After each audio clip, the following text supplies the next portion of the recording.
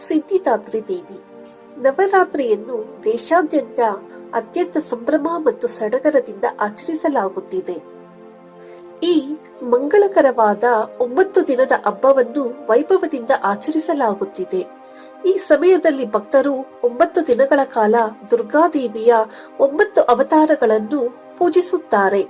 9ನೇ ದಿನ ಅಂದರೆ ಮಹಾನವಮಿಯ ದಿನ ದುರ್ಗಾದೇವಿಯ 9ನೇ ರೂಪವಾದ ದೇವಿ ಸಿದ್ಧಿದಾತ್ರಿಗೆ ಸಮರ್ಪಿತವಾಗಿದೆ. ಈ 9ನೇ ದಿನವನ್ನು ತುಂಬಾ ಸಂಭ್ರಮ ಮತ್ತು ಸಡಗರದಿಂದ ಆಚರಣೆ ಮಾಡಲಾಗುತ್ತದೆ.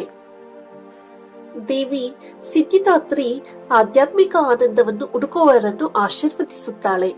ಸಿದ್ಧಿದಾತ್ರಿ ದೇವಿಯು ಕಮಲದ ಹೂವಿನ ಮೇಲೆ ಕುಳಿತುಕೊಳ್ಳುತ್ತಾಳೆ ಹಾಗೂ ಸಿಂಹದ ಮೇಲೆ ಸವಾರಿ ಮಾಡುತ್ತಾಳೆ. ಕೆಂಪು ಬಟ್ಟೆಗಳನ್ನು ಧರಿಸುತ್ತಾಳೆ. ಸಿದ್ಧಿದಾತ್ರಿಯ ಅರ್ಥ: ಸಿದ್ಧಿ ಎಂದರೆ ಪರಿಪೂರ್ಣತೆ, ದಾತ್ರಿ ಎಂದರೆ ಕೊಡುವಳು. ಆದ್ದರಿಂದ ಇವಳನ್ನು ಮಾತಾ ಸಿದ್ಧಿದಾತ್ರಿ ಎಂದು ಕರೆಯಲಾಗುತ್ತದೆ. ಅಂದರೆ ದೇವಿಯು ತನ್ನ ಭಕ್ತರಿಗೆ ಎಲ್ಲಾ ರೀತಿಯ ಸಿದ್ಧಿಗಳನ್ನು ಅಂದರೆ ಪರಿಪೂರ್ಣತೆಯನ್ನು ನೀಡುತ್ತಾಳೆ. ಆದ್ದರಿಂದ ಇವಳನ್ನು ಸಿದ್ಧಿದಾತ್ರಿ ದೇವಿ ಎಂದು ಕರೆಯಲಾಗುತ್ತದೆ.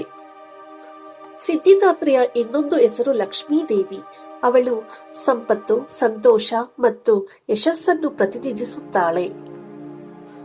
ದುರ್ಗಾದೇವಿಯು ಈಶ್ವರ ದೇವರ ದೇಹವನ್ನು ಪ್ರವೇಶಿಸಿ ಅರ್ಧ ಭಾಗದಲ್ಲಿ ನೆಲೆ ನಿಂತಳು ಎನ್ನಲಾಗುತ್ತದೆ. ಹೀಗಾಗಿ ಶಿವನನ್ನು ಅರ್ಧನಾರೀಶ್ವರ ಎಂದು ಕರೆಯುತ್ತಾರೆ.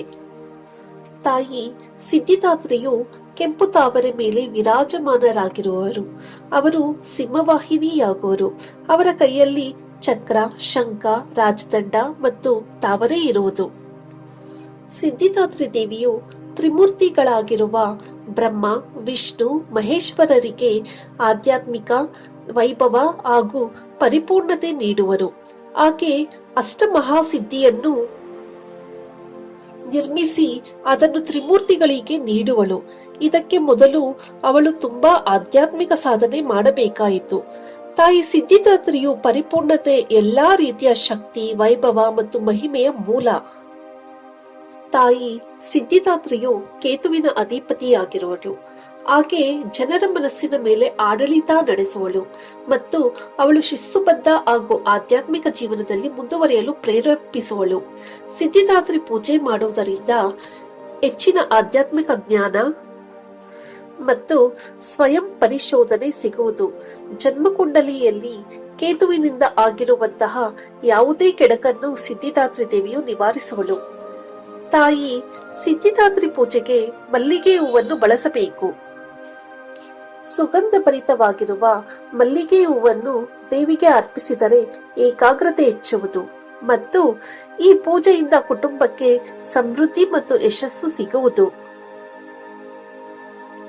ಮತ್ತು ನಕಾರಾತ್ಮಕ ಆಲೋಚನೆಗಳನ್ನು ಧನಾತ್ಮಕವಾಗಿ ಬದಲಿಸುವ ಶಕ್ತಿಯೂ ಆಕೆಗಿದೆ. ಸಿದ್ಧಿದಾತ್ರಿಯ ಪೂಜೆಯಿಂದ ಆಂತರಿಕ ಶಾಂತಿ ಮತ್ತು ಆಧ್ಯಾತ್ಮಿಕ ಸಂತೋಷವನ್ನು ಪಡೆಯಬಹುದು. ಸಿದ್ಧಿದಾತ್ರಿಯ ಅನುಗ್ರಹದಿಂದ ಚಿಂತೆ, ಆತಂಕ ಮತ್ತು ಭಯದಂತಹ ಜೀವನದ ಅಡೆತಡೆಗಳನ್ನು ಸಹ ತೊಡೆದು ಹಾಕಬಹುದು ಮತ್ತು ಜೀವನದಲ್ಲಿ ಯಶಸ್ಸು, ಭಕ್ತಿ, ಶಕ್ತಿ, ಬುದ್ಧಿವಂತಿಕೆ ಮತ್ತು ಜ್ಞಾನದಿಂದ ಆಶೀರ್ವದಿಸಲ್ಪಡುತ್ತಾಳೆ. ಸಿದ್ಧಿದಾತ್ರಿಯ ಪೂಜೆಯ ದಿನ ಅಂದರೆ ನವಮಿಯ ದಿನ ಕನ್ಯಾ ಪೂಜೆಯನ್ನು ಸಹ ಮಾಡಲಾಗುತ್ತದೆ.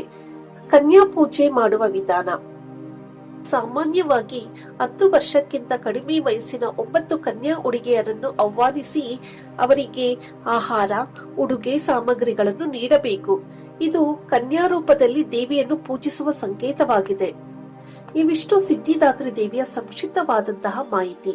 ಈ ವಿಡಿಯೋ ಇಷ್ಟವಾದಲ್ಲಿ ಸಬ್ಸ್ಕ್ರೈಬ್ ಮಾಡಿ. Thank you.